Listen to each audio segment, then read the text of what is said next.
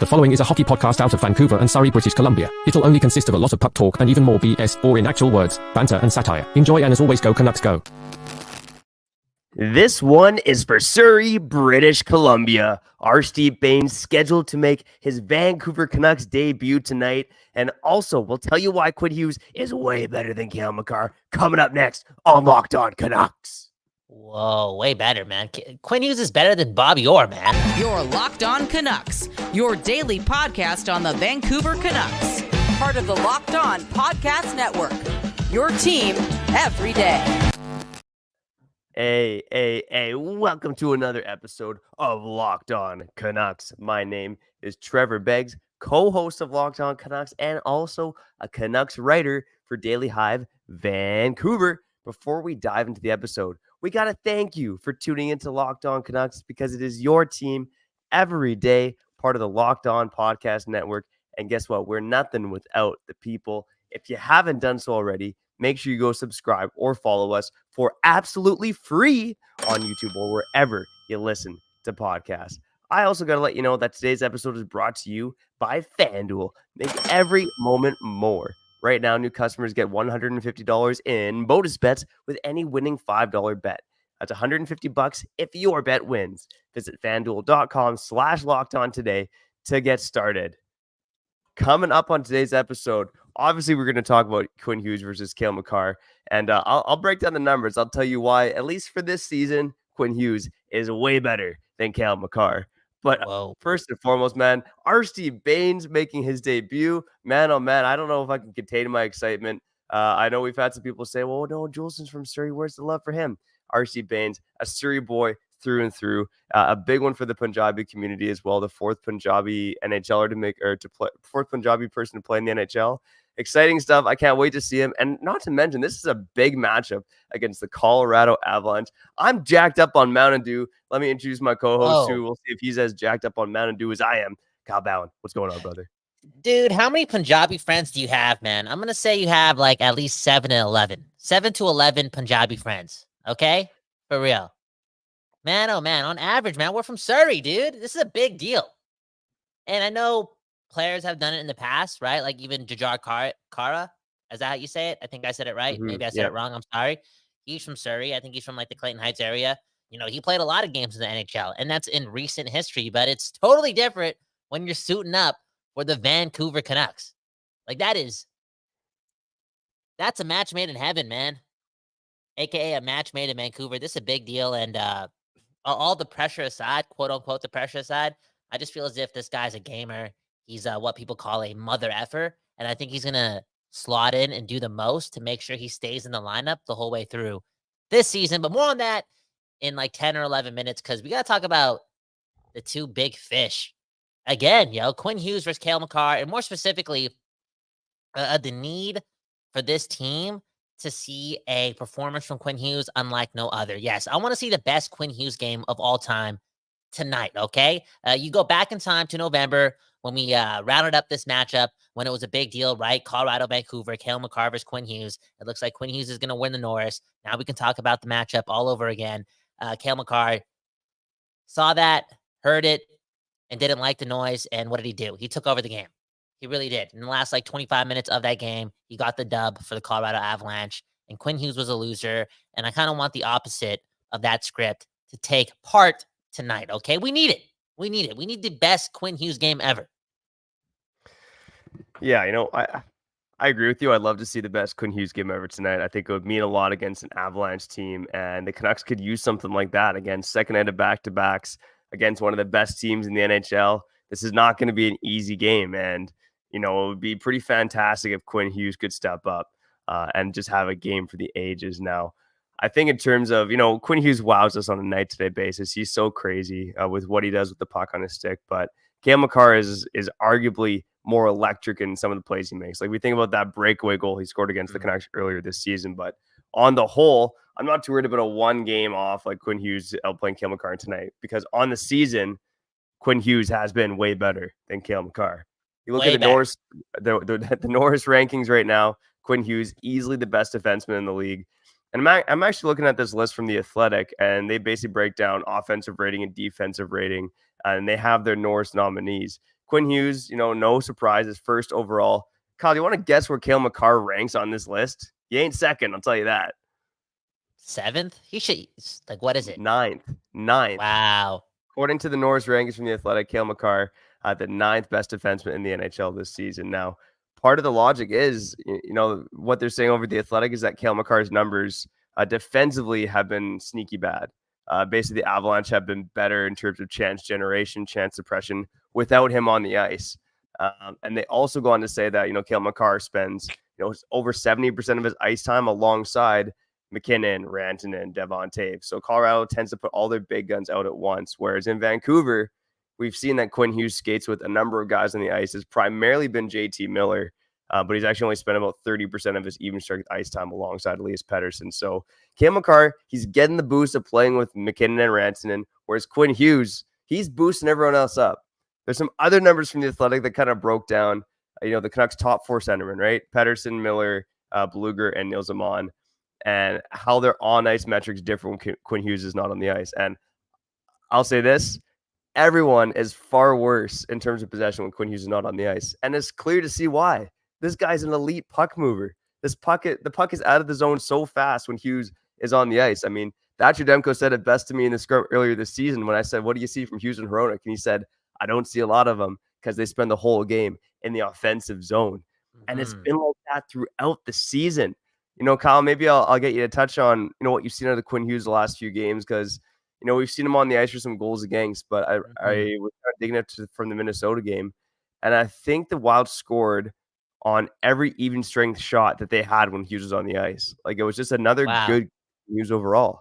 And, I don't want to say some fans are fixating on the bad, but there's just so much good with Quinn Hughes that when he's on the ice for the goal against, I think fans got to remind themselves, like, hey, we have the best defenseman in the NHL on our roster, and be grateful for that. Stop myself. You almost swore there, man. You almost dropped a bad word there. Okay, so Quinn Hughes, I think recently, like, he hasn't been like his sharpest. I don't even want to say defensively. I'm just saying with his reads. I think even in Detroit, he got burnt on a 2-on-1 or something late in the game and whatnot. And then we kind of saw some instances where he got burnt yesterday, but the whole team got burnt, and that's kind of an alarming, not an alarming stat, but a really fascinating stat that you just spewed out. Every time they took a shot at even strength when Quinn Hughes was on the ice, they scored. Like, that is the unluckiest / luckiest stat I've heard in quite some time.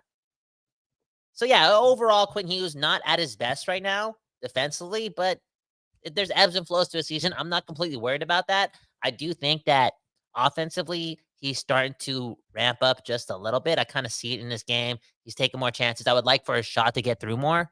I feel as if earlier in the season, a big reason why Quinn Hughes was putting up so many points was because a lot of his shots were getting on target.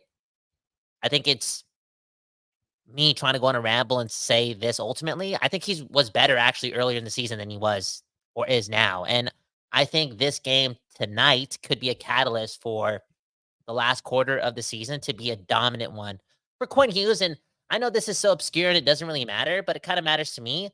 Dude, I want to see Quinn Hughes get to 100 points. I want to see him go on a tear. I want to see this offense be, what's the word, a locomotive?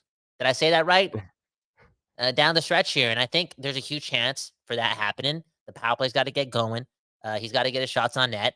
All in all, Quinn Hughes versus Cale Makar tonight could set the tone the rest of the way for the Vancouver Canucks. And just outside that matchup in general, I mean, again, people like to bring up the fact that the Canucks never beat elite teams. They never beat good teams, blah, blah, blah. It's a bunch of BS. They have a good chance to shove it up those haters tonight. Oh, you love a good shoving up of the haters' rear ends. Yeah.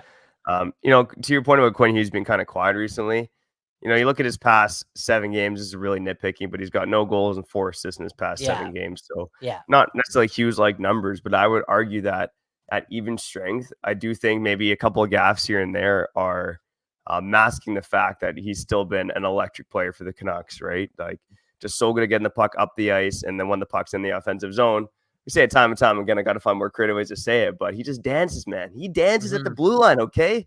This guy knows how to move.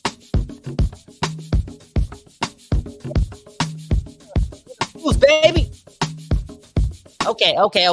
So why do you think he's able to dance like that constantly, okay? And I think the easy answer is, oh, he's so good. But don't you feel as if the whole league should know what he's about to do, and that's not make his first read or not make his first move? Like, you get what I'm saying? Because he's always breaking ankles at the blue line. And, like, he's done Yeah. it since he's been a rookie, but this season he's, like, hitting at, like, a 98% where he's at the top of the blue line, he has the puck on his stick, there's a checker coming at him, and he just spins around him. I just feel as if it's things that teams should kinda scout prior to games, but maybe they're doing it and they just can't stop him. 'Cause, Yeah. you know, as I've stated maybe 2 or 3 times this season already on the program, dude, he's like, the way he's playing this season, Vancouver sometimes takes hockey way too seriously. Like, we get so nitpicky and we want the most from our guys. We want these guys to be perfect, like 10 out of 10 every game, okay? But in reality, the way this guy's been playing for like 90% of the season, he reminds me of the defensive Connor McDavid. And the other guy who reminds me of the defender, the defensive Connor McDavid is Cale Makar. So just to have Quinn Hughes in that conversation, I think rightfully so, based on the stats, based on where the team is, based on the success, is such an accomplishment. And going back to that point that I made earlier, like, oh, I think he played a lot better earlier on in the season. Like, he was piling up the points, being so dynamic, being so efficient with everything he was doing. I do think for the Canucks to be Stanley Cup contenders, Quinn Hughes doesn't just have to be great. I think he has to put himself in that 0.1% or that 0.01% of the league. And again, that's be up there with the McDavids and the Makar. Like, he has to kind of get back up there. And I want to see that going into the playoffs. If he can get his offensive game all the way back up and then play half the games in the playoffs, so not half the games, but 30 minutes a game in the playoffs, bro, we got one of the best players in hockey on your team again, bro. It's just easier to win games. Yeah, I'll answer your first question as well about why it's so elusive. It does come down to the fact that teams might know what he's going to do and know that he's going to dance the blue line, know that he's often not going to go to his first read, but they can't stop him. For those who have played ice hockey, like to do what he does on his edges is like near impossible, man. Like I can't even fathom. I was never like the greatest skater, the greatest hockey player, but man, oh man, what this guy does on his skates is just unbelievable. And there's just not a lot of guys in the NHL who can do what he does. When I look at his game, I still think on the defensive side of the puck, he's been pretty damn good, pretty damn consistent. Almost just as good as he's been at the beginning of the season, if not better. But I think, it comes down to a couple of things. The power play has gone dry a bit. And you look at his goal scoring numbers too, Not right? just This dry. guy The power play sucks. The power play sucks right now. Yeah. But Yeah, don't you think a big reason why the power play sucks is because he's not getting a shot through anymore? Like, don't you think he was taking ×2 the amount of shots in October and November? And maybe he was getting redundant or predictable, but his ability to do that and his desire to do that made not only the power play so much more effective, but just our offense in general. More offensive zone draws because the goalie's swallowing up pucks. Like, just in general, I think he needs to go back to shooting the puck a lot more. Yeah, no, I think that's a good point. Like, even when I'm looking at his numbers right now, over his past 21 games, he has 2 goals, right? So definitely far off the pace that he had earlier in the season. And that 21 games is, basically since the calendar turned to 2024. 39 shots in those 21 games. He's averaging almost 2 shots a game, but yeah, you're right. I think you would like to see him get some more pucks to the net. He was definitely averaging more shots earlier on in the season when he was scoring more goals. So, hey, simple math there. Shoot the puck more and score more goals than Quinn Hughes. With the shot you got now, buddy, just take some more shots. Speaking of shots, man, who I would love to see take a shot tonight? Arshdeep Bains, man. Let's go. A goal in the first game. Oh, my God. Let's talk a little Arshdeep Bains. On the other side, again, if you missed Arshdeep Bains, making his NHL debut tonight for your Vancouver Canucks. We're going to shout out Surrey on the other side. But before we do that, I got to shout out FanDuel. All right, get buckets with your first bet on FanDuel, America's #1 sportsbook. Because right now, new customers get $150 in bonus bets with any winning $5 bet. That's $150 if your bet wins.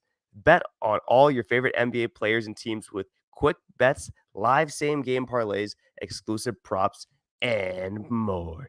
Just go visit FanDuel.com/lockedon and shoot your shot. FanDuel, official sportsbook partner of the NBA. Shout out FanDuel.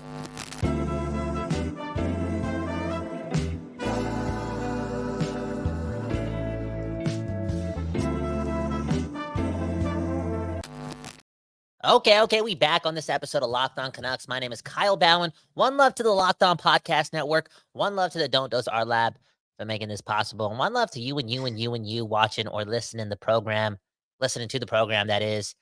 We wouldn't be here without you. If you're new to the program and you want some Canucks content every day, every minute, every hour, sometimes from a Hindu and a white dude named Trevor, hit the subscribe button, man. Hit the like button.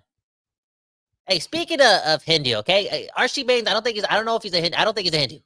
I think he's a Punjabi warrior, okay? For real.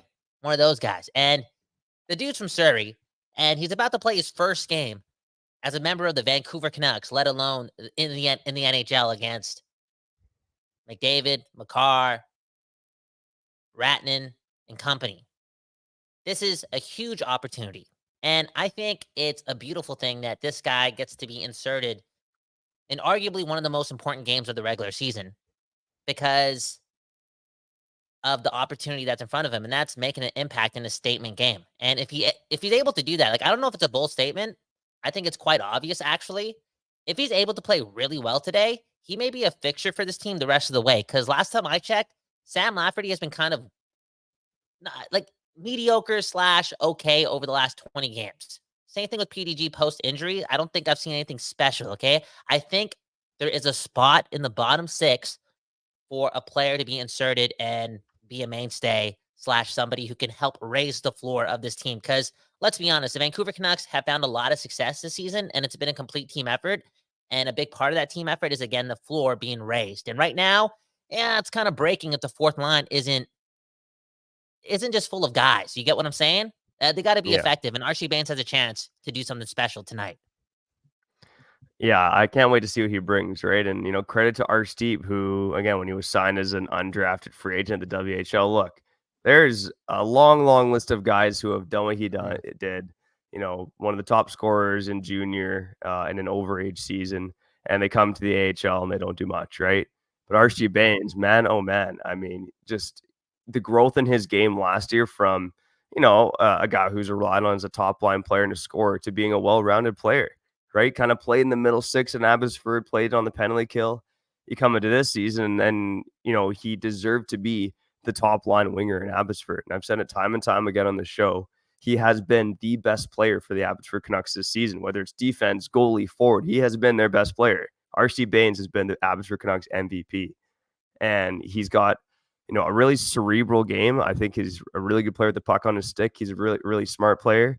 This is a thrown to the wolves kind of game, right? Because I think we're talking about weaknesses of Bains, and I think this gets overblown. But a lot of people are like, he can't skate. He's probably not the quickest skater in the world, but he's going to go against a fast Avs team tonight. So curious to see how he handles that. But Kyle, to your point about raising the floor, yeah, I don't see why he can't be just as effective, if not more effective, than a DiGiuseppe or a Lafferty. And that's saying something, right? Lafferty's gone quiet, but he has 10 goals this season, right? That's nothing to sneeze at. But based on Bains' underlying profile, I mean, yeah, I think he can be a scoring threat in your bottom 6. And it's obviously we don't expect it to transpire tonight necessarily, but I think you and I are both pretty bullish on Bains being not just being a one-off, right? Him being a full-time NHLer.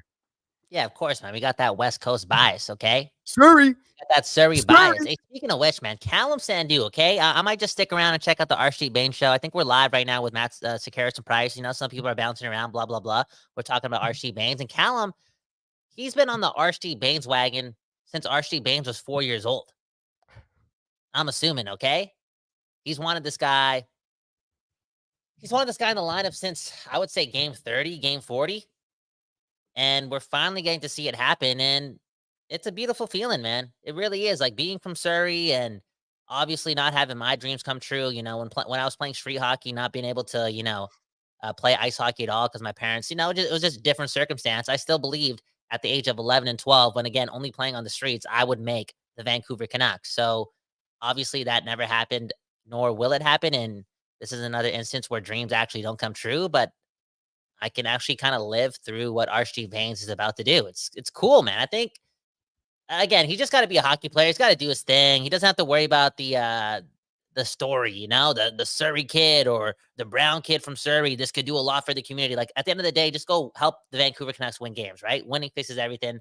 Do your thing. But I can't just ignore the fact that this has the possibility to be huge for the community, okay? It really does. Like Surrey loves the Vancouver Canucks. And I'll say it again, Surrey celebrates peacefully, okay? People in Vancouver don't do that. Did I see any buildings burnt down on Scott Road after 2011 Game 7? No way. I still see the Strawberry Hill Theaters is just about to get demolished, okay? Because of real estate, not because we were mad at a Game 7 loss. So Surrey, the right Canucks fans are in Surrey. And Arshdeep Bains, probably one of the biggest Canucks fans, gets to live out his dream. This is so cool. So cool. Yeah, this was written about previously. I believe it was an interview with our buddy Chris Faber. But Arshdeep Bains talked about how, he fell in love with the Canucks in 2011, and he remembers, Wow. taking the SkyTrain from King George SkyTrain Station down to Rogers Arena for the game. And you know what he said? His ultimate goal was to help the Canucks finish the job and win the Stanley Cup. Now, my I will say that is some dude. poetic stuff right there. So- But for him to be making his debut right now when the Canucks are the best team in the league, this isn't just some pity call up when the Canucks are doing their death march like they've done in past years. This is Baines being called up, and for one of the biggest games of the season. I was gonna say going out on a limb, but it's one of the biggest Canuck games in 10 years. If you look at it that way, there just haven't been big games like this where the Canucks, as a contender, face off against another contender in the Western Conference. So for Baines to be thrown into the fire in this game, I'm just so excited for this game on a number of levels, but really happy for Arshdeep. And again, this might not be a one-off, right? If he balls out, if he shows he can play, he could be sticking around with this team for the playoffs. It's not like those spots on the fourth line are locked down right now. Exactly. And bro, we've been talking about the whole story, the magic, right? This season is so bizarre. It doesn't make sense. Bro, maybe it's being written by the hockey gods, and it does need one of its main characters to be a dude from Surrey who literally told whoever he was with the day after the Canucks lost that he's going to help this team get the job done. And that's win the cup, man. Like, that's cool. That's cool. And again, maybe that's part of this documentary that's being written about the 2023-2024 Vancouver Canucks, because a Surrey boy, he's about to play a big game for a team that's already in first place. Like, you're right, Trevor. This isn't like a moral victory time. This isn't even a time to take chances with finding sparks in your lineup. Like, you want guarantees the whole way through, especially coming after a game where you allow 10 goals and 7 in the 5, minus the 2 empty netters in the third period. It's a big deal. And for him to get the call up now, it doesn't have anything to do with the moral part of it, right? I don't think it does. They believe in this guy. They really do.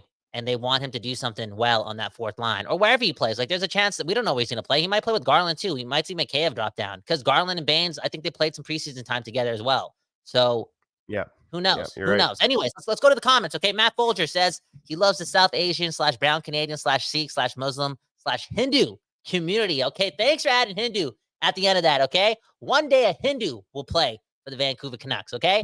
Maybe in 3046. Straight up. Maybe it's your son. Maybe it'll be your son, Bobby Bowen. Can I ask you one thing before we get no more Arshdeep Bains talk again? Because we're gonna just go into like metaphorical territory and start talking about like things that are not hockey related. Okay. And at the end of the day, Arshdeep Bains, don't listen to us. Who cares about the storylines? Just be a good hockey player. Okay. Anyways, I saw something today that made me think about this, and let me know in the comments below because I already see people talking about him on the live chat. Elias Pettersson. All right. I just saw Donnie, and Dolly. I saw a clip from the show, and Don Taylor was demanding that Pettersson do something today against Colorado, okay? And now I see the comments again. They're talking about trading Pettersson for Bedard. It's already, it's such a polarizing player. And I guess I'd ask you this. Like, do you want Pettersson to take over the game today? Like, you know how we just talked about Hughes having to do it? Like, do you think this is a place where big time game, big time team. The team didn't beat Vegas. They didn't beat the Jets. They didn't beat Colorado earlier. Is this where you want Pettersson to kind of shut the haters up? Because I think he's been playing better. I think, again, yesterday, it's a bit of a write-off with that many penalties. You get what I'm saying? And in that second period, They were doing a lot better 5-on-5. They had that one great shift that actually led to a beautiful goal. All in all, though, like, what are you expecting from Pettersson tonight and the rest of the way through? Like, how do you see him shutting up the haters? Because I don't know, like, what's going on here.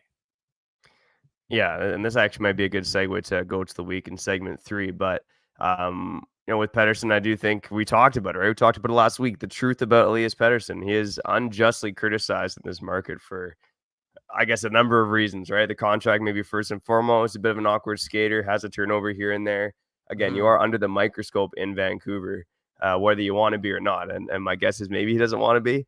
But at the end of the day, I think he's playing some pretty good hockey right now. And that will be reflected on Goats of the Week on the other side here on Locked On Canucks. So, no, I'm not worried about Petey. Do I think he can take over the game tonight? Of course, I'd love to see that, but I don't know if that's realistic with the number of stars in this matchup. But what you would like to see is him make an impact, right? He's one of the best players in the league. He's not going to be on it every night, but if there's a night to be on it, it's when your team is counted on as an underdog on the second night of backs-to-backs against one of the best teams in the NHL. Tonight would be a great night for Elias Pettersson to make an impact. Let's end off this show making an impact on the other side when we touch on the Goats of the Week. Before we do that, I got to shout out Gametime.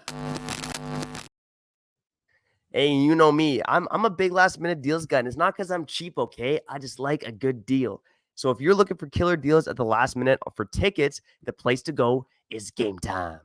Gametime, they got my back. I get these emails from Nicole at Gametime, and she's always teasing me with concerts and events this week in my area.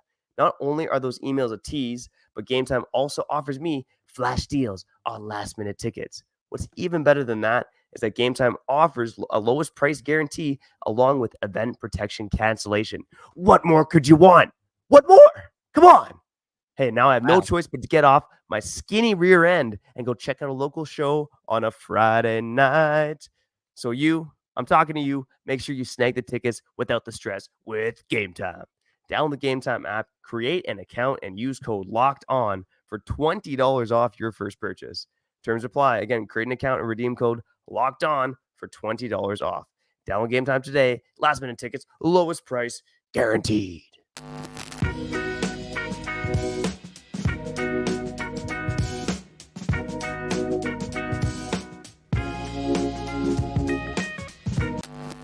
Okay, we back on this conversation about your Vancouver Canucks. My name's Kyle Bowen. That right there is Trevor Beggs.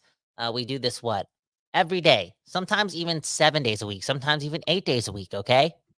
We got to do it. Hit the like button and subscribe if you want to, follow the journey. And here Trevor and I do our thing, man. Trevor, all over the place. What a season so far. We're heading into what game was it today? Game 58, game 57, game 59? 50, 58, I think. Okay. Can't do the math. And I think I've been fairly optimistic and kind to the Vancouver Canucks the whole way through since the regular season started. And that's mainly because A, they deserve it. And B, I think at the last day of training camp, I was really pessimistic, I was really hard on the Canucks, really negative. So in essence, I've been proven wrong, and I don't think the team deserves my pessimism. This being said, I do think, because I can feel it, it's going to be a very emotional end to the season for me, okay? This last quarter of the season, it really matters.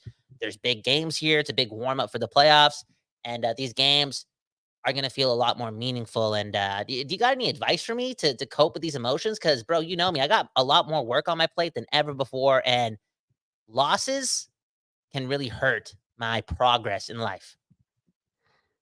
I think my main advice for you is think about the playoffs, man. Again, we probably, we're Locked On Canucks, your team every day. We're here talking about this team every day, and it's easy to get caught up in the minutia of wins and losses when you do that. But for me, bigger picture, I'm just looking forward to playoff hockey, man. Like, we have not had playoff hockey in the city in a non-COVID era since 2015, man.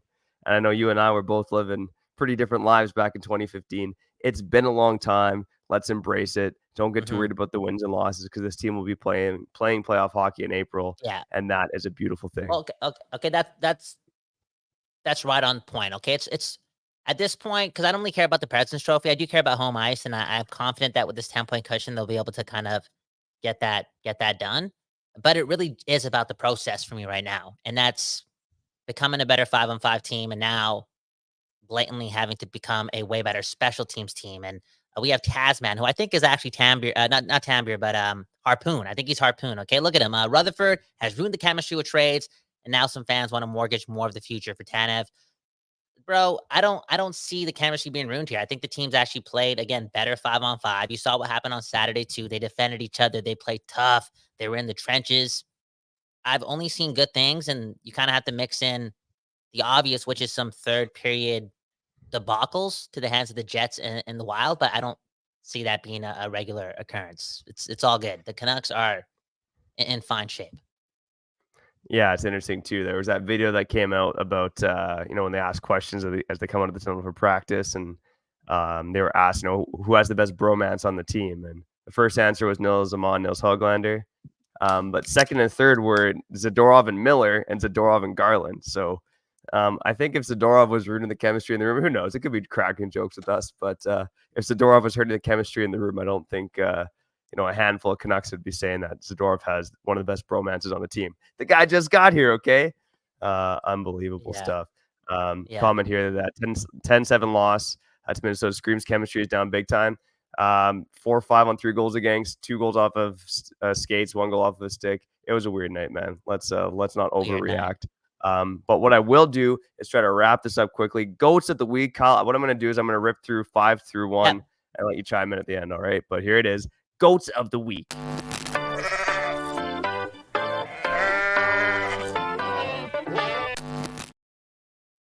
All right. The Canucks weekly Goats of the week or weekly power rankings, where we talk about the 5 best Canucks from the previous week. 4 games last week. So I'm going to start with number 5 first and foremost. It's Elias Pettersson, okay? There's some you're going to want to criticize this week, but at the end of the day, I thought he had a great game against Detroit. Made some sweet plays, especially on that. I love that odd man rush where he recovered his bobble to set up Lindholm for a goal. Scored a sweet goal against Minnesota as well. I thought the power play had a little bit more juice for some of those later opportunities in Minnesota. But he had 4 points in 4 games. So again, Elias Pettersson, I think he deserves to be on the list. Number 4, I have Quinn Hughes. And again, it was a quiet week for Quinn Hughes, but territorially, he was still dominant, right? One of the best Canucks players in terms of puck possession. Not many shots against. There was more goals against than average this week for Quinn Hughes, but not many shots against. Quinn Hughes is still doing his thing out there. Again, quiet week, 3 assists for 4 games, but he's still out there being the best defenseman in the NHL. He's not actually the top defenseman on the list because at number 3, I have Tyler Myers, baby. Unbelievable. I can't believe I'm doing this. Tyler Myers scored a goal for the ages over the weekend. Great on ice metrics as well. I think he had the lowest expected goals against of any Canucks last week. Only on the ice for 1 goal against at even strength. Just a really solid mistake-free week for Myers for the most part. Number 2, I have Pius Suter. Now, Pius Suter, I think we keep thinking about, better fits in the top line. Maybe the Canucks use another top 6 winger, and yeah, that might be true. But, I'm really impressed with what Pius Suter's done on that second line with Miller and Besser. I think he's been extremely consistent there. Good, reliable player defensively, setting up his teammates as well. I think he had 3 assists as well in the past 4 games. And, I've noticed him on the penalty kill a bit more. I think he's been one of the best players on the penalty kill aside from Dakota Joshua. I think he deserves a bit more PK time as well. See him making some smart plays out there. And at number 1 on the list, I have JT Miller. I will say it wasn't the perfect week for Miller either. This is a bit of a hard week for Goats of the Week. But at the end of the day, the Canucks stars didn't score against Winnipeg. JT Miller comes out and has an amazing game against the Minnesota Wild. Yeah, I know he had that bad penalty that put the Canucks down 5-on-3. But overall, 4 goals, 5 points in 4 games. His first hat trick in nearly 2 years. And I felt like he was the guy stirring this drink for the Vancouver Canucks against the Minnesota Wild. So JT Miller, again, we talk about a lot about who's the Canucks MVP been. And I flip-flop back and forth. I think right now it's Quinn Hughes, no question. But JT Miller having himself a heck of a season. And let's not forget it. Yeah, JT Miller, what a performance. I hope that, kickstarts a similar type of offensive output that we saw earlier on in the season for JT Miller. Just take over games, and maybe, we've seen him carry the puck a lot more and not really rely on his line mates too much when trying to go on these individual efforts. And I think that's something that he has to kind of continue to do here, because I look at somebody like Brock Besser, who in my eyes is he played a little bit better yesterday. Again, a weird game to analyze, but in that third period, I thought they got some chances. He was good in front of the net. I think that line might have been on the ice for 4 goals or 5 goals for, they're pretty good yesterday. That being said, I think, I don't know if I'm wrong on this, but I feel like Brock Besser has goals in only 4 of his last 23 games. And check the stats. I think I'm also right on this too. How many points does Brock Besser have in his last 23 games? Is it 11? Is it 12? Is it 10? He's got to be a lot better 5-on-5, man. And I wonder if, and I've seen some of the comments talk about this too, right? Maybe you have to put Pettersson back with Besser and blah, blah, blah. Like, how do we get Brock Besser going? And I understand Pius Suter doing his thing in the top 6 is looking, I wouldn't say promising, but he's doing his thing. He's generating chances. He's in and around the net. He's a really, really smart player. And he's more active than a guy than Brock Besser. But it's so important for this team to get more 5-on-5 production from Brock Besser. Do you have the stats in front of me? Because I think I'm right. Yeah. It's not quite that dramatic. So, Okay. Since Christmas, which is 22 games, he has 7 goals and 18 points. So he's pretty close to a point a game. Yeah, but he has 3 goals, and he had 3 goals against Columbus. Yes. Yeah, exactly. Right. So Yeah. he did stack, and he had another 2-goal game against the Pittsburgh Penguins. That's what I'm saying, dude. So in those 22 games, he scored on, what is that? In like 4 games. 4 different nights. Yeah. So he's struggling. That's the truth. And I'm not blind, bro. Like, him and JT Miller don't have extreme, like, they're not sexy players together. It's a lot of like dump and chase, bump, get an opportunity, get to the front of the net, which is cool if it's effective, but what you just told me is not really effective. And Brock Besser, a lot of those goals on the power play too. So 5-on-5, I think we're getting to the point where those two can't really play together. If maybe they're good for matchups and stuff like that, but for offensive output, going into the last quarter of the season, I wouldn't mind them experimenting with different line combinations because they got to get Brock Besser going offensively 5-on-5. That sounds like a good episode for another day. Yeah, what lines do we want to see the Canucks play? And let's have some fun with that, some lines that they haven't done so far, because you and I were both pretty concerned about Miller and Besser heading into this season. They've proven us wrong to an extent, but like you say, they're not the sexiest players, and I think that's a great point when you make it with the dump-ins. I think the Canucks are, I want to say, a bottom 5 team in terms of having controlled entries to the offensive zone. It is a lot of dump and chase hockey, and when we talked a bit yesterday about their identity, a lot of it is being hound on the puck, right? They are retrieving the puck, but they're not just entering with control. Yeah. Again, are we being nitpicky? Who knows? I just think there's a lot more room on the table for these guys to improve. And I think Byrne, one of the commenters, said it best, right? This team has played a lot of games already, busier than most others, which is true. The schedule for the Vancouver Canucks has been insane this year. The Canucks haven't hit their next level yet. This timing is all good. Their shooting percentage is still awesome. More on the whole timing thing again. After this stretch of games here, I think the Canucks are going to be home for like 90% of the season. A lot of practice time, a lot of new faces, just a lot of like the X's and O's, you know what I'm saying? Just the details of the game and all those things can be more organized, thus leading to more efficiency. I still got a lot of faith in this team, including players like Brock Besser and JT Miller, to be a lot better heading into the playoffs.